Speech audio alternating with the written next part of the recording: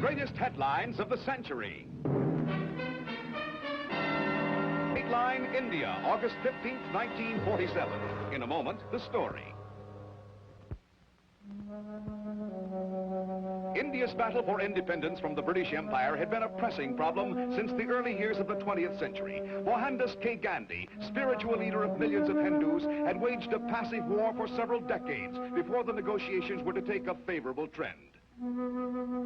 At the conclusion of World War II, Great Britain offered an autonomous state of existence to all of India, leaving the door open for complete independence later. Gandhi and his protege Nehru met with the English delegation and declared that such a situation would be unsatisfactory. They demanded complete withdrawal of all British control. Then on March 14th, 1946, England offered complete independence. The years of unrest could now be brought to a close, but the problems facing such a course were many. The Asian country for centuries had been divided into two major religious groups, the Hindus and the Muslims. Now that complete freedom was within their grasp, the two religious philosophies clashed violently. Muhammad Ali Jinnah, head of the powerful Muslim League, argued for a separate Muslim state of Pakistan. Great Britain had vetoed the partitioning at first as being completely unfeasible, but the threat of uncontrolled civil war forced Prime Minister Attlee's government to reverse the official thinking on the matter. February 20th, 1947, found Lord Mountbatten, a staunch advocate of partitioning, replacing Lord Wavell as the Viceroy of India.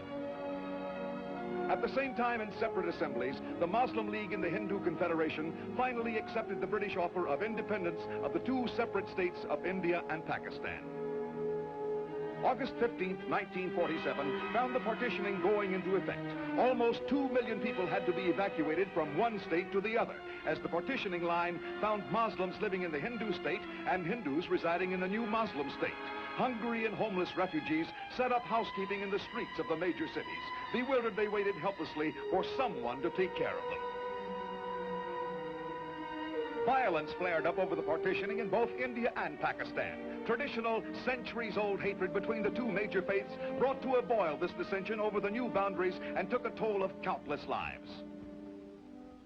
Although Pakistan had chosen complete independence from Britain, India chose complete sovereignty, with the symbolic retention of the king as a trademark of the free association of the Commonwealth members. The new Indian president, Rajendra Prasad, solemnly took his oath of office. To him and his Prime Minister Nehru now fell the unenvious task of leading their nation through the bramble-strewn path that lay ahead. India had received its long-sought independence, but it knew too well that the problem of retaining its freedom and healing its fierce domestic rifts would prove a larger battle still.